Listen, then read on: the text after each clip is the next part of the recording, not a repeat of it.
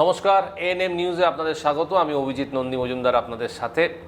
এইবার আলোচনা করব এক অন্য বিষয় নিয়ে। আমরা সবাই ক্যারিয়ারে কিছু হতে চাই, সরকারি চাকরির দিকে অনেকের ঝোঁক। আইএএস, আইপিএস, আইআরএস এবং আরও অনেক অ্যালাইড সার্ভিসেস আছে, আইওপিএস, আইএফএস। ইচ্ছে করে মাঝে মাঝে হওয়ার জন্য, কিন্তু বললেই তো হয় না, অনেক কঠিন তপস্যার মধ্যে দিয়ে যেতে হয়। কিভাবে আমরা বা আমাদের বাচ্চারা প্রিপারেশন নেবে এই এক্সামের জন্য? চলুন আমরা সোজাসুজি চলে আসি সৌম্য পালের সাথে। সৌম্যবাবু নমস্কার। নমস্কার। সৌম্যবাবু হচ্ছেন Educrat academy, IAS preparation academy, IAS বলবো না, ইউপিএসসি প্রিপারেশন একাডেমি, রাইট। উনি একজন কর্ণধার। সৌম্যবাবু, সবার আগে যে প্রশ্নটা আমার জানতে ইচ্ছে করছে, হ্যাঁ, যে ছেলে বা মেয়েরা যারা আসে আপনাদের কাছে, তারা তো অনেক আশা আকাঙ্ক্ষা নিয়ে আসে। রাইট। তো একজন ইউপিএসসি বলা হয় সব থেকে শক্ত exam in the whole world. Right. তো এইটাকে ক্লিয়ার করার মানসিকতা কিভাবে আপনারা ডেভেলপ করান? হ্যাঁ, তো বেসিক্যালি ফার্স্ট যখনই কোনো অনেকই নতুন ইচ্ছা অ্যাসপিরেশনস নিয়ে ইনস্টিটিউটে আসে, তাদেরকে মেজরলি ফার্স্ট দেখা হয় তারা সিলেবাস জানে নাকি।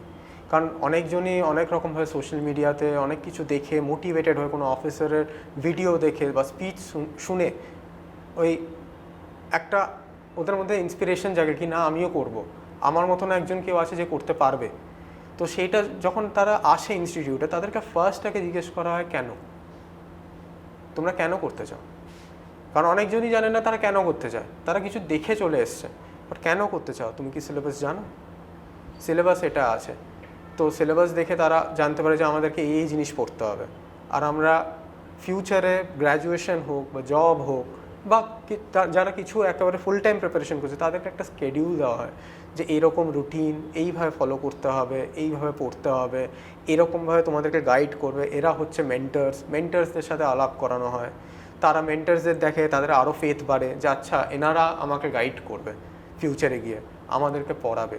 তো এরকম একটা কন্ডিউসিভ এনভায়রনমেন্টে তাদেরকে আনা হয়, যেখানে তারা একদম ফার্স্ট পার্সন থেকে লাস্ট পার্সন যাদের সাথে কথা বলছে, তারা ইউপিএসসির নলেজ, আর শুধু তাই না, তারা ইউপিএসসি ডোমেনে তাদের ভালো মতন এক্সপার্টিজ আছে। তো তারাও তখন ফিল করে ওই ব্যাপারটা যে না, আমরাও করতে পারবো।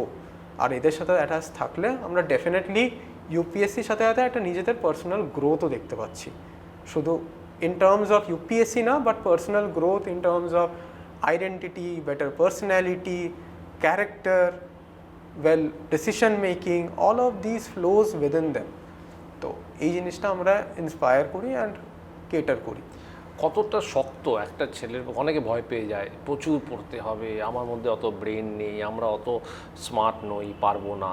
তো এই নেগেটিভিটিটাকে কাউন্টার করার জন্য কতটা শক্ত, যদি সত্যি বলতে হয় কতটা শক্ত? অনেস্টলি বলতে গেলে ইউপিএসসি আমি বলবো না যে অনেক ইজি বা অনেক টাফ হয়ে যায়। কারণ ব্যাপারটা হয় যে যখন কেউ দৌড়াতে জানে না আর তাকে যদি শেখাতে না হয়, তার এফার্টও অনেক বেশি লাগে দৌড়ানোর জন্য। সে বুঝতে পারে না যে আমি কি এইভাবে এই টেকনিকে ইউজ করলে ওটাকে আমার বেশি ফাস্ট হবে, তার কাছে তখন দৌড়ানো টাফ লেগে যায়, দৌড়ানোতে সে ছেড়ে দেয়। Similarly UPSC is the same way. UPSC is like a sports, যেখানে ক্যান্ডিডেট যদি এক্স্যাক্টলি না জানে ও কীরকমভাবে গাইডেন্স পাচ্ছে, যে কীরকমভাবে কোচড হচ্ছে, সে ঘাবড়ে গিয়ে ছেড়ে দেয়। সে বুঝতে পারে না যে আমাকে কীভাবে এগোতে হবে। তো আমাদের ফার্স্ট থিংস আমরা সবসময় ফোকাস করি তাদেরকে জানানোর জন্য যে সিলেবাস এইটা, এর বাইরে আর কিছু নেই, তোমাকে এর মধ্যেই পড়তে হবে, যা করতে হবে এর মধ্যে করতে হবে। আর এটাই হচ্ছে way of guidance for UPSC. লোকে অনেক কিছু পড়ে আর ভাবে যে everything under the sun is UPSC syllabus, which is very wrong. আর ছাড়া এটাও পড়ছে ওটাও পড়ছে আর জানে না কোনটা রং আর কোনটা রাইট। ফার্স্ট হচ্ছে রাইট ইনফরমেশন তাদেরকে ফিড করা, যে তাদেরকে কী পড়তে হবে। ভয়, হ্যাঁ, বাংলার একটা ভয় থাকে, বাংলা ইংলিশ, তো সেটারও একটা ফ্যাক্টর থাকে। ইংলিশ অনেক ডিপ ইংলিশ নলেজ দরকার নেই, অনেক ফ্যান্সি ওয়ার্ডস লেখার দরকার নেই, খুব সিম্পল ওয়েতে লিখতে হয় ইউপিএসসি।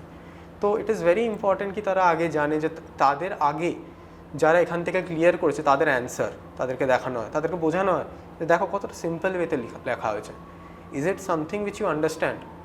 কোনো একটা ওয়ার্ড লাগছে যেটা তুমি বুঝতে পারছো না, তখন তারা রিয়েলাইজ করে যে আচ্ছা না, দিস ইজ নাথিং নিউ, এটা তো আমি নিজেও লিখতে পারি। বাট ঠিক সময় লেখা, ঠিকভাবে লেখা, that is the duty of a mentor.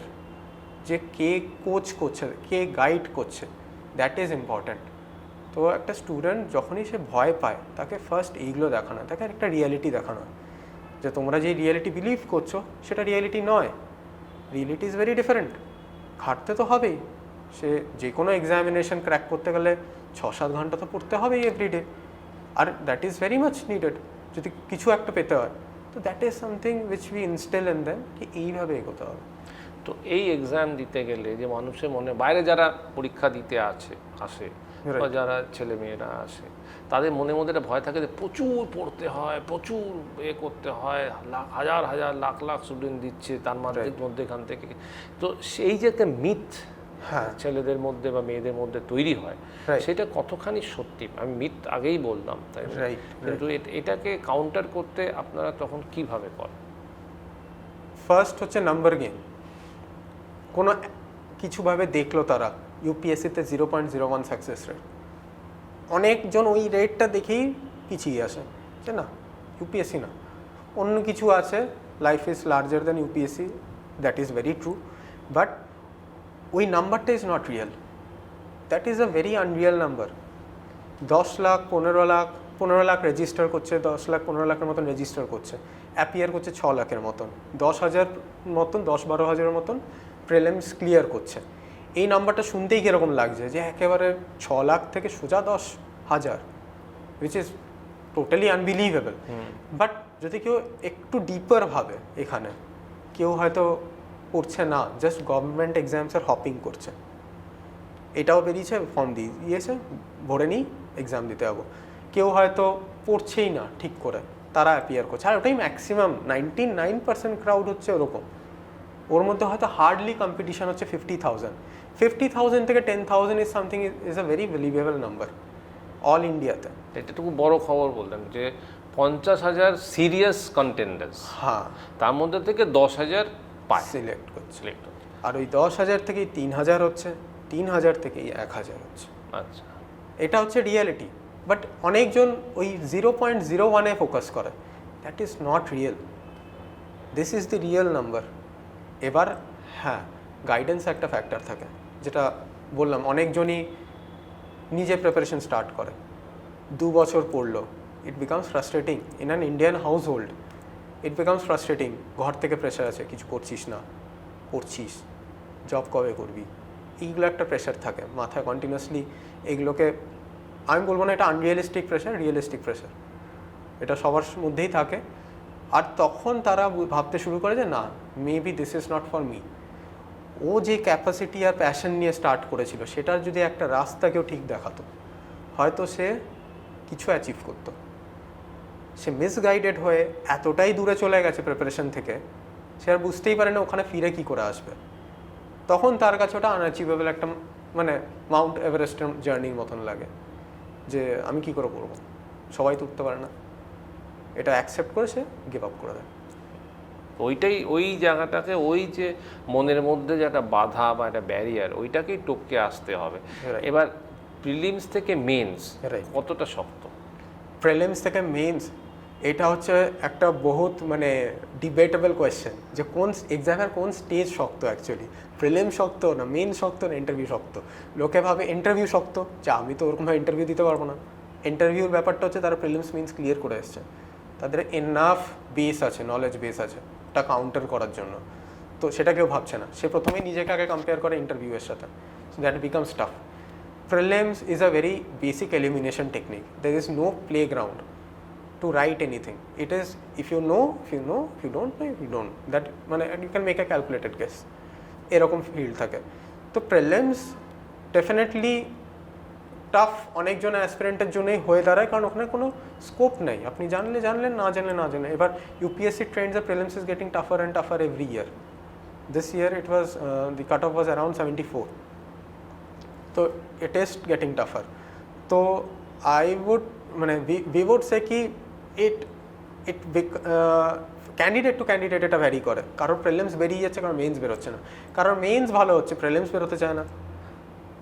মানে এটা ইটস 19-20 এটা 19-20 ব্যাপার।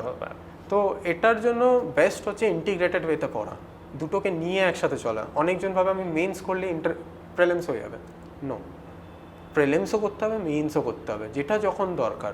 প্রিলিমসের আগে প্রিলিমসের পড়া, অনেকজন আছে প্রিলিমসের আগে মেইনসের পড়া করছে, তাদের প্রিলিমস কী করে বেরোবে? প্রিলিমস আর মেইন দুটো একসাথে পড়ার একটা আপনি করছেন, সাজেশন দিচ্ছেন। রাইট, তো ওটাই আসল ব্যাপার, ওইটা করতে পারলে এক ধাপ এগিয়ে যাওয়ার সম্ভাবনা থাকবে। কারেক্ট। এবার আমি জিজ্ঞেস করছি ইন্টারভিউ, রাইট, ইন্টারভিউতে এসে অনেকে ছিটকে যায়, ইন্টারভিউটার জন্য প্রিপারেশনের জন্য আপনারা কিভাবে তৈরি করেন? ইন্টারভিউর প্রিপারেশনটা মেজরলি অনেক মক্স হয়। তো ক্যান্ডিডেটরা after they clear prelims they have to fill up a form, DAF form. ড্যাফে নিজের সব ইনফরমেশন দিতে হয়, নিজের হবিজ, নিজের অ্যাক্টিভিটিস, এক্সট্রা কারিকুলার কী আছে না আছে সব দিতে হয়। তো এইগুলো সব ডিটেল ডিসকাশনস হয় আমাদের এখানে, মানে নিউমারাস ডিসকাশনস অন ড্যাফ, কি ড্যাফ থেকে কী কোয়েশ্চেন জিজ্ঞেস করতে পারে, সে অ্যাড্রেস থেকে হোক বা মানে কোনো গলিতে যদি থাকে, গলির নাম হচ্ছে বিদ্যাসাগর স্ট্রিট, তো কী করেছে। তো এই সব ডিটেল ডিসকাশনরা আমাদের এখানে মেন্টার্সরা করে। তো মেন্টার্সরা একটা স্টুডেন্টের সাথে অনেক ডিপ ডাইভ করে। আমার মনে আছে যারা এই বছর অ্যাপিয়ার করেছে, যারা ইন্টারভিউ অ্যাপিয়ার করেছে এখান থেকে, যেরকম সাইমা আছে, পারমিতা আছে, আশিস ব্রত্যতি, এতে সবার সাথে বসে বসে একদম ডিপ ডিসকাশন হতো ড্যাফ নিয়ে, তার সাথে মক ইন্টারভিউ। তো মক ইন্টারভিউ আর এগুলো করতে করতে ওরা অনেকটাই কনফিডেন্ট ফিল করে যে এইবার আমাদের ইন্টারভিউর কোনো স্কোপ নেই, যে কোনো জায়গা থেকে জিজ্ঞেস করতে পারে, বাট ড্যাফ থেকে যদি কেউ জিজ্ঞেস করে we are totally confident about it. কারণ তারা কারেন্ট অ্যাফেয়ার্স থেকেও জিজ্ঞেস করতে পারে। It's about how you tackle the question, even if you don't know, how honest it can be, how your body expression should be, how you can counter the question in a proper way without offending someone else or giving the accurate information in the best possible manner. তো এইগুলোই basically আমাদের এখানে discuss করা হয়। তো আমরা এখনো পর্যন্ত দেখেছি খুব কম সংখ্যায় মানুষ এই রিজিওনাল এরিয়াস থেকে তারা পায় বা তারা ইউপিএসসি ক্লিয়ার করতে পারে, তাদের এটা খুবই সবাই বাইরে গিয়ে, আপনারা যেটা চেষ্টা করছেন যে দিল্লি না গিয়ে অন্য জায়গায় না গিয়ে এখান থেকে পড়াশোনা করে যাতে ওরা ইউপিএসসি ক্লিয়ার করতে পারে, সেটাই আপনাদের প্রচেষ্টা, এটা আমার মনে হলো সব ব্যাপারটা বুঝে। তো এই ব্যাপারে অবশেষে আপনি ছাত্রদের জন্য যারা ইউপিএসসি দিতে চায়, বসতে চায়, তাদের মনে দোনো আছে আমরা দিল্লি যাব কি এখানে করব কি দিল্লি থেকে করব না এখানে, তাদের জন্য আপনার কি বার্তা, আপনি কি বলতে চান, আপনার মেসেজটা কি? আমার ফার্স্ট মেসেজ হবে যে আপনি যেখানেই যাচ্ছেন, রিজনাল ইনস্টিটিউট হোক বা দিল্লি হোক, ফার্স্ট কি তাদের টপারদের সাথে কথা বলুন, তাদের ক্লাস করুন, তাদের ওখানে কাউন্সেলিং সেশনে যান। ফার্স্ট হচ্ছে এই পার্টটা আপনি করুন, নিজে স্টাডি করুন, see if it is okay for you or not. আমরা এখানে ওটাই মিথ ব্রেক করার জন্য এসেছি যে দিল্লি, নো মোর দিল্লি। আমরা আছি, কলকাতাতেই আছি। আপনাকে বা কাউকে, কোনো স্টুডেন্টকে দৌড়ে ইয়েতে যেতে হবে না, দিল্লি যেতে হবে না প্রিপেয়ার করার জন্য। এখানেই ওই লেভেল অফ গাইডেন্স কলকাতাতেই দেওয়া হচ্ছে, at the heart of Kolkata, the city of joy, সেখানেই দেওয়া হচ্ছে। তো সেখানে এসে আপনাদের সাথে কথা বললে আপনি বুঝতে পারবেন যে কোনো ডিফারেন্স ওরকম নেই। 500 জনের মধ্যে বসে একটা স্টুডেন্ট সবসময় গাইডেড নাও ফিল করতে পারে, সে কনফিডেন্ট নাও হতে পারে কোনো কোয়েশ্চেন জিজ্ঞেস করার জন্য। আর উইচ ইজ ভেরি রিয়েলিটি, একটা 500 জনের ক্লাসে যে একটা স্টুডেন্ট বসে থাকে, খুব tough to ask question to the mentor. স্টুডেন্টের একটা ডিসকানেক্ট তৈরি হয়ে যায়, মেন্টারও স্টুডেন্টকে চেনে না, স্টুডেন্ট মেন্টারকে চেনে, but it's not vice versa. তো ওই কানেক্টটা, বন্ডটা ডেভেলপ হওয়া অনেক দরকার। এখনও যেই বন্ড টপার্সরা এখান থেকে ক্লিয়ার করেছে, that bond remains, they are still in touch, they still know how to improve themselves, they still connect with the institute and see how they can improve if they are reappearing. So all of these things are there. That connect should not break, that connect is very important. আর ওই কানেক্টের জন্যই স্টুডেন্টরা clear করতে পারে, কারণ ওটাই last push, যে একটা institute push করছে। ঘরের সব রকম সার্কামস্ট্যান্স পুশই করছে, বাট একটা ইনস্টিটিউট যখন পুশ করতে লাগে, তখন স্টুডেন্টও খাটতে লাগে আর একটু, যে না আমাকে স্যার বলছে, আমার মেন্টর বলছে যে না এটা আরেকটু ঠিক হতে পারে, আরেকবারই সেই টেস্ট দাও। ইট ইজ ভেরি ইম্পর্টেন্ট, যেটা দিল্লি লাইক এনভায়রনমেন্টে কেউ ধরে ধরে বলবে না। In Delhi any student is just a number. এটা আপনি ভালো বললেন, Delhi any student is just a number. এখানে কলকাতায় থেকে রিজনালে এই যে ইউপিএসসি ক্র্যাক করার যে মিথ, যে এটা ভীষণ শক্ত, এটা পারা যায় না, সেটা উনি খুব সরলভাবে সুন্দরভাবে বুঝিয়ে দিলেন যে না, এটা করা যায় খাটলে পরে এবং প্রপার গাইডেন্স পেলে রাইট। আপনারা নিশ্চয়ই ক্র্যাক করতে পারবেন। অসংখ্য ধন্যবাদ আমাদের সঙ্গে কথা বলার জন্য এবং সরলভাবে ইউপিএসসির এই যে এক ভয়াবহ ব্যাপারটাকে সরলীকরণ করে দেওয়ার জন্য। রাইট। আপনারা দেখতে থাকুন এএনএম নিউজ। আবারও আমরা আসবো এরকমই অনেক কথাবার্তা চর্চা নিয়ে। নমস্কার। নমস্কার।